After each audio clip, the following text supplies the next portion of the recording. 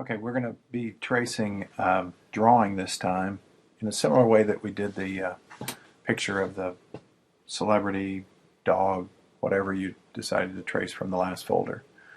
We'll start by starting on a blank canvas here. I'll go to my menu here and bring in the drawing that we're going to trace. I'm going to just use the place command. You see it here, place. And I've got it pulled up here for me to use. The difference when you're starting fresh like this, rather than having a reference layer like we had on the last group of drawings, is that you can convert it to a template layer by simply clicking on this button as you bring it in. So before you click on the word place, just click here on the word template and Illustrator will do it for you automatically. In fact, now if you look over here at the layers panel, not only did it bring it in as a template layer, but it generated a new layer above it for you to do your tracing on. And so that's what I plan on doing here with this. This is a kind of a fun one. I enjoy doing this one. I enjoy doing all of them, but this one is kind of particularly good.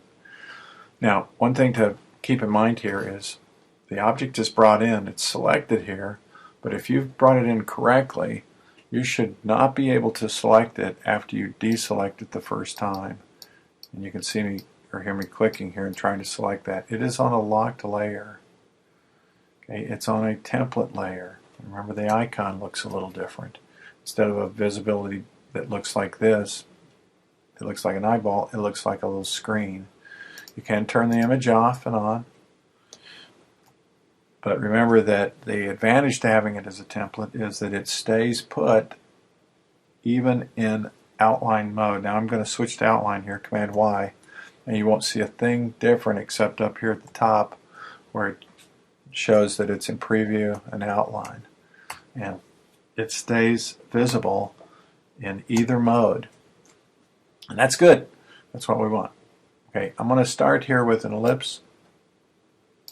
And I'm going to do the center out type of ellipse generating that we've been working with. I'll press the Option key, then the Shift.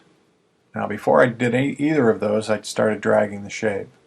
And it really does work best if you work it in that order. Okay, and I'm just going to tap this into position. Here's where the outline view really helps. When I've got a fill, I can still see through it in outline view and get that thing centered up there very nicely like that. Okay, obviously the color's wrong. We don't want a stroke. Remember, I rarely use a stroke unless I have to. And we need for it to be kind of a medium blue fill. Okay, and you can see from the drawing. I'm sorry, that's blue. Let's make it black. Okay. Okay, so black for the background, the big circle here. What this is an old, like a film reel.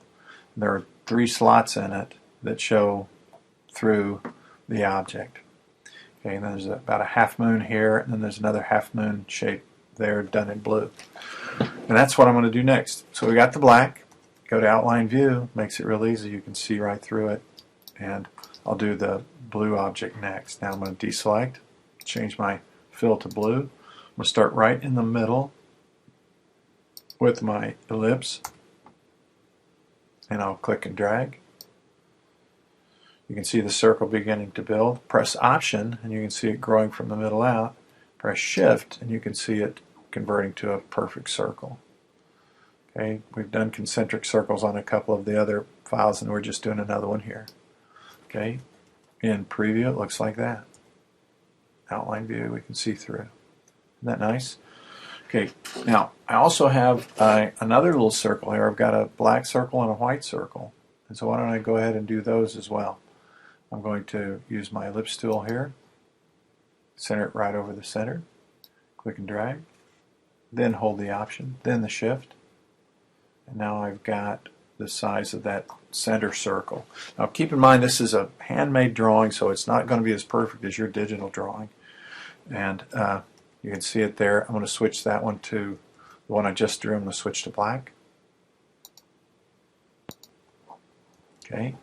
We want our drawing to look better than the drawing, the handmade drawing. So we're not maybe going to stay perfectly in the line simply because we want ours to be better. Okay, now you can maybe see there I've still got, I'll turn off the template and you can see I've still got this center section, center circle selected. And if we look at it carefully, think of it this way. If we do black for the outside, then blue, and then we'll cut that in half, and then we'll do black, and then we'll put white on top of that and cut the white in half. Okay, so that's my approach to this. So I'm just going to select that center circle. Already got it selected. I'm going to copy it, Command C. I want to paste in front, Command F, and then I'm going to change it to white. Okay, so we got two circles here in the middle, right? I'm going to undo that. We've got a blue that needs to be half that size, and we got a white that needs to be half that size. So here's how I propose that we do it. Okay, I'm going to go to my outline view just because it's easier to see. Zoom out just a little bit. I'm going to go back to my my selection tool. Okay, as you look at this, you'll see that there are anchor points here and here and here and here. There's a box around it because I'm using the black arrow key. I've got the blue object selected. Okay, I've got the blue object selected. Okay, here's a good way to cut a circle perfectly in half. Okay, keep in mind this is an anchor point. I want to rotate this to the left until it lines up so that this anchor point that was at the top lines up along this angle. And again, we're working with a handmade drawing, so ours may be a little more precise than they did by hand. Okay, I'm going to turn this off and you'll be able to see this, I think, a little bit better. Okay, in preview it looks like this. Now, if I use the direct selection tool, remember the direct selection tool is really great at selecting single anchor points. Perfect. Okay, I've got that one selected. If I delete that one, and it really is the delete key, just click, you can see I get a perfect half circle. Okay, we've actually looked at that, I think, once before. Okay, now I want to do kind of the same thing with the white. I'm going to go back to my black arrow, the selection tool, because what I want to do here is I want to line this up so that it's perfectly in alignment with the blue below. This may take a couple of tries because you kind of have to let go of it before you can see the anchor point. Now I didn't do a bad job there. You can see they're aligned almost perfectly. I'm just going to continue to rotate that a little bit more until these are laying right in position on that. Okay. All right. Remember what we did? We have black, we have blue, then we have black under this white.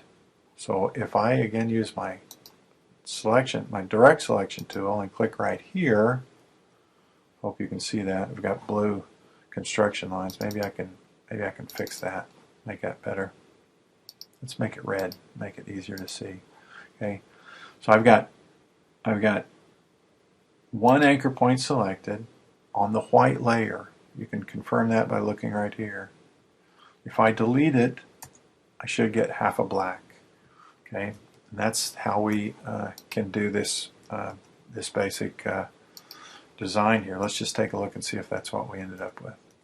Okay, you can see the drawing underneath there: blue, black, white, black, and that's a pretty good way to do that. All right, you can see that the outline view is absolutely necessary in order for us to do this well.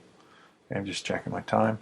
All right, now I also want then next to do these little shapes. Now they're not real well drawn, especially when I've zoomed in so close and you can see how pixelated this image is. But it's kind of a pie shape with a curve here and then a straight line and and then a curve here, and then a straight line going in this way. So I'm going to create a series of guides that will help me get that shape just perfect. Now, and here's a good way to do that. Okay, I'm going to use this line segment. Zoom in here so you can see what I'm doing. I'm going to use a line segment, and I'm going to start with a line segment right here on this side. Click and drag, and I'm lining it with the center, you can see there, of the design. So I just did a path along this edge, and then dropped it right there. Okay, so that's a line segment. I want this line segment to be a guide, so I'm going to use our shortcut. You might remember this from the coffee cup, Command 5. Command 5 creates a guide. Okay, here's our center point. These little X's out here, they kind of look like straight points, but what they are they're centers. They are centers of those half moon shapes. Okay, so don't worry about them. That's actually the center of the blue. This is the center of the white. Okay, again with the line segment tool, I'm just going to come down here and I want to click and drag, and again line that through that center point right there. See that center point? I want to make this into a guide, Command 5. Right, now I need a little path right here that will help me shape this later with the pen. Okay, now follow along here. What I want to do is I'm going to create a circle. I'm going to use the circle just for this little area right here. Now, by necessity, I have to draw the full circle. So I'm going to click with my ellipse tool, click and drag, Option Shift. I'm going to bring it out, but I'm going to stop it right there. Okay. Okay, what I'm interested in is that little piece right there. So I'm going to make that into a guide, Command 5. Okay, I also need a curve on this side that's perfectly concentric with the other circles. So back to the center, click and drag. This is really the method to use. Option, Shift, but bring this one out all the way out to here. Now, I want to drop it right there. I'm going to turn that into a guide, Command 5. Keep in mind, what I'm doing here is entirely just so I can draw a shape that looks like this. But by having some guides, I will draw it perfectly. Okay, not bragging, but the guides really do help. Okay, all right, this needs to be a black fill. So I'm just going to deselect everything. Remember the shortcut for that is Shift-Command-A. I'm going to change my fill color to black again, because I want to make a little shape here that is this shape, right from here to here to here and back up to here. Okay. With the pen tool, click, then come over to this point, click and drag, and match it in. You can see how nicely that matches.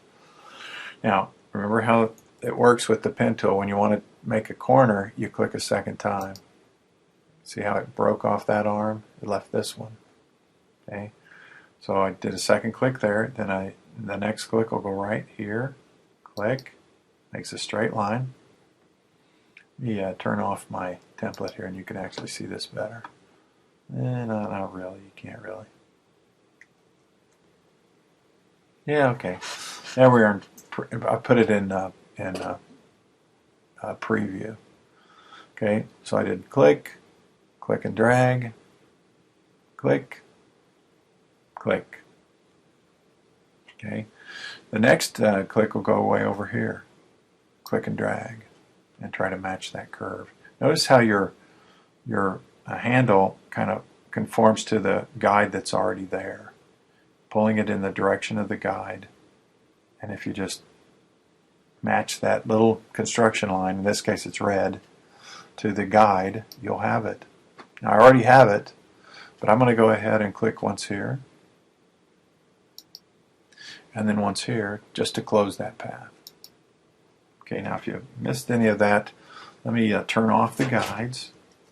Turn off the guides, and you can see what I've got left here.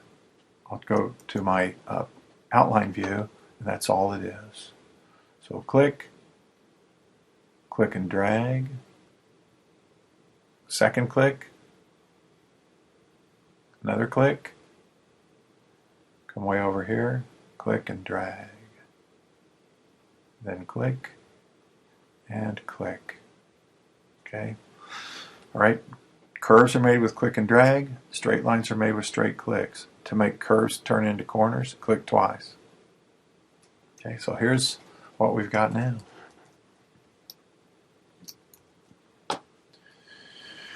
All right, we're getting a little long on the first movie here, so let me, I'll stop here in just a second. What I want to get to next is I want to copy the one that I've just drawn and make a second one and a third one. We'll do that in the next installment of the movie here.